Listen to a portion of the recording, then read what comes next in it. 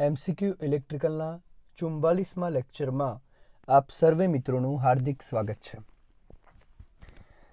પ્રશ્ન નંબર 1 જોઈએ.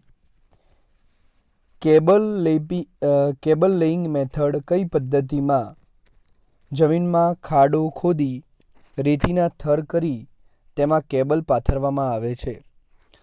તો લેઇંગ ડાયરેક્ટ ઇન ગ્રાઉન્ડ વાળો જે આન્સર આપેલો છે એ સાચો આન્સર છે. Laying direct in ground. એના પછીનો પ્રશ્ન જોઈએ. નીચેનું ઇન્સ્યુલેટરનું નામ શું છે?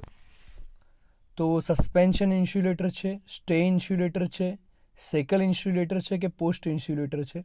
તો આ જે ફિગર આકૃતિમાં દેખાઈ રહી છે એ સેકલ ઇન્સ્યુલેટરની ફિગર છે. પ્રશ્ન નંબર 3 જોઈએ. Which is the alpha numeric rotation for apparatus AC three phase system?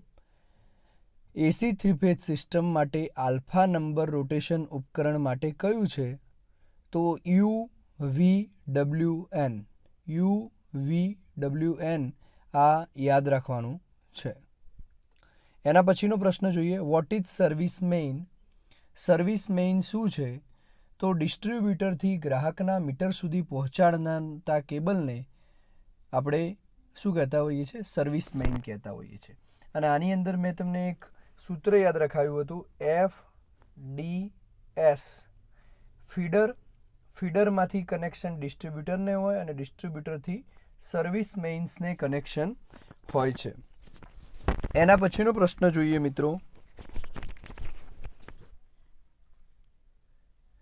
Vote is the permissible power load in a sub circuit as per Indian electricity rules? Indian ઇલેક્ટ્રિસિટીના નિયમ મુજબ પાવરના સબ સર્કિટ પરવાનગી માટે કેટલો લોડ હોય છે? તો 3000 વોટ સુધીનો લોડ હોય છે અથવા 3 kW વોટ હોય છે. 3 kW વોટ હોય છે. અંડરગ્રાઉન્ડ કેબલમાં રબર ઇન્સ્યુલેશનની ખામી શું છે? What is the drawback of rubber insulation used in underground cable? તો રબર ઇન્સ્યુલેશનની અંદર શું ખામી હોય છે? તો એ મોઇશ્ચર એટલે કે ભેજને શોષી લે છે. રબર ભેજને શોષે એટલે એ કેબલ ખરાબ થવાની શક્યતા વધારે રહે છે અને શોર્ટ સર્કિટ થવાની પણ શક્યતા રહે છે. Which is the voltage range of secondary distribution? Secondary distribution એટલે કે સૌ પ્રથમ શું આવે? તો વોલ્ટેજ જનરેશન થાય, પછી ટ્રાન્સમિશન થાય અને પછી ડિસ્ટ્રીબ્યુશન થાય. તો ટ્રાન્સમિશનમાં પણ પ્રાઇમરી ટ્રાન્સમિશન હોય, સેકન્ડરી ટ્રાન્સમિશન હોય, ડિસ્ટ્રીબ્યુશનમાં પણ પ્રાઇમરી ડિસ્ટ્રીબ્યુશન હોય અને સેકન્ડરી ડિસ્ટ્રીબ્યુશન.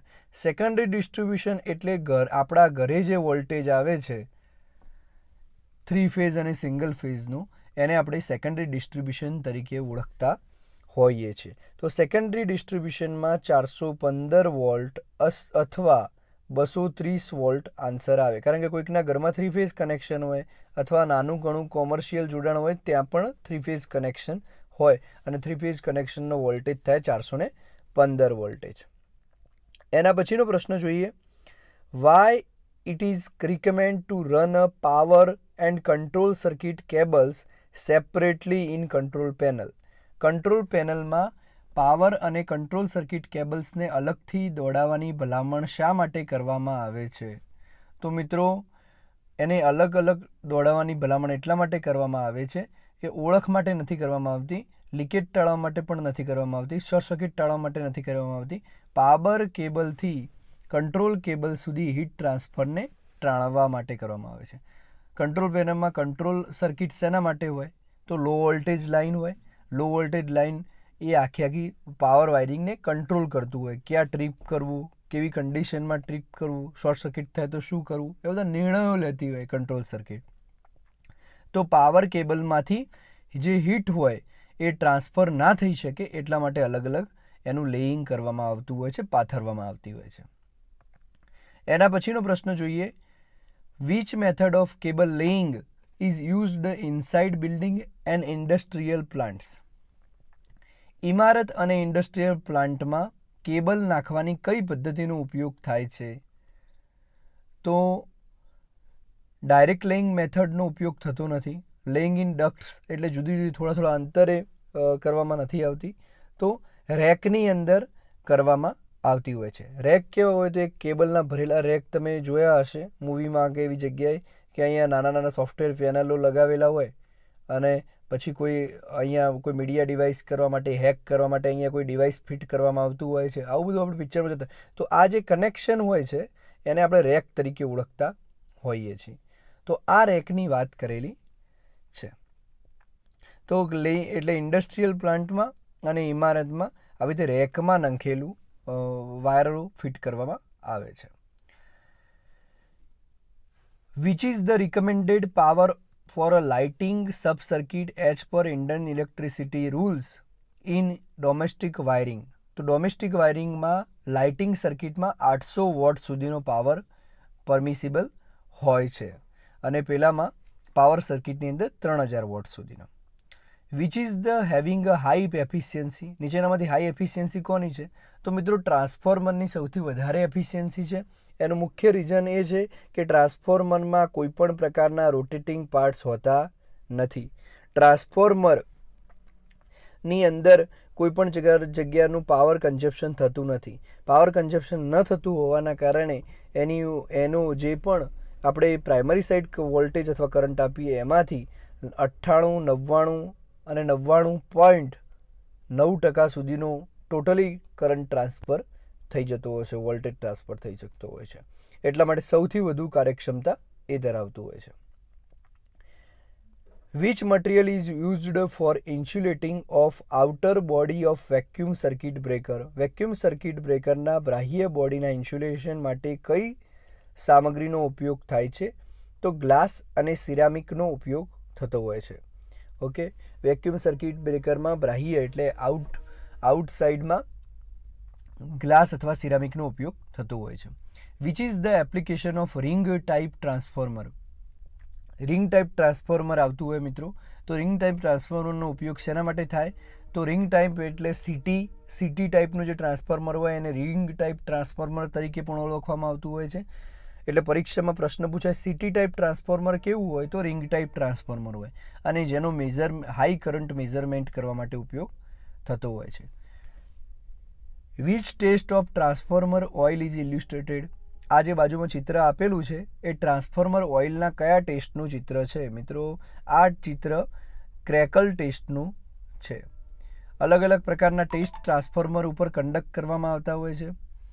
એમાં ડાઇલેક્ટ્રિક ટેસ્ટ, ક્રેકલ ટેસ્ટ અને એસિડિટી ટેસ્ટ આ મુખ્યત્વે ટેસ્ટ છે અને આ જે ચિત્ર દોરેલું છે એ ક્રેકલ ટેસ્ટનું છે. Which test is used for locating a ground and short circuit fault in underground cable? અંડરગ્રાઉન્ડ કેબલમાં ગ્રાઉન્ડ અને શોર્ટ સર્કિટ ફોલ્ટ શોધવા માટે કયા ટેસ્ટનો ઉપયોગ થાય છે? તો બે ટેસ્ટ આવતા હોય છે મિત્રો, લૂપ ટેસ્ટ અને Murray test. Okay, loop test અને મુરે ટેસ્ટનો ઉપયોગ થતો હોય છે. What is the name of device used for protection against lighting in overhead line? તો મિત્રો ઓવરહેડ લાઇનમાં વીજળી સામે રક્ષણ મેળવવા માટે વપરાતા ઉપકરણનું નામ શું છે? તો લાઇટનિંગ એરેસ્ટર તરીકે એનો ઉપયોગ થતો હોય છે. લાઇટનિંગ એરેસ્ટર તરીકે આપણે ઓળખતા હોઈએ છીએ. Which is the disadvantage of AC electrical power transmission? તો એસી ઇલેક્ટ્રિકલ પાવર ટ્રાન્સમિશનનું ગેરલાભ કયો છે? તો મિત્રો ગેરલાભની વાત કરીએ તો ડીસીમાં સ્કીન ઇફેક્ટ હોતી નથી. ડીસી પાવર ટ્રાન્સમિશનમાં સ્કીન ઇફેક્ટ આવતી નથી. સૌથી વધુ સ્કીન ઇફેક્ટ શેમાં હોય છે? એસીની અંદર હોય છે. સ્કીન ઇફેક્ટ એટલે કોઈ પણ કંડક્ટર હોય, કંડક્ટરના કેબલની આજુબાજુ વાતાવરણના મોઇશ્ચરની અંદર ઇલેક્ટ્રોન પ્રોટોનના અણુઓ ફરતા હોય નાના. વાતાવરણની અલગ અલગ મેટલ્સના પણ પરિબળો હોય છે. જાણા ધૂળ સ્વરૂપે અથવા ધુમ્મસની અંદર થોડો ઘણો ભાગ હોય છે એટમનો. તો એની કારણે આ અને આની આઉટર બોડી વચ્ચે ઇન્ટરેક્શન થાય છે, જેને આપણે સ્કીન ઇફેક્ટ કહેતા હોઈએ છીએ. અને સ્કીન ઇફેક્ટથી તમે અવાજ જોતા હોય, કોઈ જગ્યાએ શાંત એરિયા હોય અને ત્યાં ખેતર ઉપર કે ઉપર ટ્રાન્સમિશન લાઇન જતી હોય તો તમે એક ઝૂમ ટાઈપનો અવાજ સાંભળતા હોઈએ છીએ, એ સ્કિન ઇફેક્ટનું પરિણામ છે. બીજું આપણે એક થોડો પારજાંબલી કલર પણ ત્યાં દેખતા હોઈએ છીએ આછો, તો એ પણ એક સ્કિન ઇફેક્ટનું પરિણામ છે, જેના કારણે એસી ઇલેક્ટ્રિકલ પાવર ટ્રાન્સમિશન અંદર લોસીસ થતા હોય છે. What is interconnected distribution system? મિત્રો, એકબીજા સાથે જોડાયેલ ડિસ્ટ્રીબ્યુશન સિસ્ટમ શું છે? તો ડિસ્ટ્રીબ્યુશન સિસ્ટમ એકબીજા સાથે જોડાયેલ હોય એનાથી મુખ્ય ફાયદો શું છે કે સપ્લાય, આપણે ઉદાહરણ જોઈએ તો તમને થોડો વધારે ખ્યાલ આવશે કે કોઈ એક ડિસ્ટ્રીબ્યુશન સિસ્ટમ છે, અલગ અલગ ડિસ્ટ્રીબ્યુટરોમાં અલગ અલગ જગ્યાએ સપ્લાય આવે છે અને એ બધા એકબીજા સાથે જોડાયેલા છે. ઓકે, અહીંયા કોઈ એક કન્ઝ્યુમર છે, અલગ અલગ કન્ઝ્યુમરો છે. હવે અહીંયાથી એ સપ્લાય લે છે, આ કન્ઝ્યુમર અહીંયાથી સપ્લાય લે છે, આ કન્ઝ્યુમર અહીંયાથી સપ્લાય લે છે, બીજો એક કન્ઝ્યુમર છે જે અહીંથી સપ્લાય લે છે. હવે કોઈ કારણસર અહીંયા સપ્લાયમાં બ્રેક પડ્યો તો પણ દરેક કન્ઝ્યુમરને સપ્લાય મળી રહેશે. અહીંયા બ્રેક પડ્યો, અહીંયા સપ્લાય કન્ટિન્યુ છે અને અહીંયા બ્રેક પડ્યો તો પણ આ કન્ઝ્યુમરને વીજળી મળી રહેશે. તો આવું ઇન્ટરકનેક્ટેડ ડિસ્ટ્રીબ્યુશનને 2 કરતાં વધારે સ્થળોથી સપ્લાય મળતા હોય છે. ઓકે, તો એના કારણે એ એકબીજા જોડે આગળની જગ્યાએ સપ્લાય આપવા માટે ટકી રહેતું હોય છે. એટલે 1 કરતાં વધુ જગ્યાએથી, એટલે 2 કરતાં વધુ જગ્યાએથી સપ્લાય મળતા હોય છે. એટલે ઇન્ટરકનેક્ટેડ સિસ્ટમ તરીકે આપણે એને ઓળખતા હોઈએ છીએ. Which is the purpose of circuit breaker? Circuit બ્રેકરનો મુખ્ય હેતુ શું છે મિત્રો? મુખ્ય હેતુ એનું પ્રોટેક્શન આપવું, એટલે એને રક્ષણ કરવું અને એનું કંટ્રોલિંગ કરવું, એટલે ક્યારે ટ્રીપ કરવું અને ક્યારે સર્કિટને પૂર્વવત ચાલુ કરવી.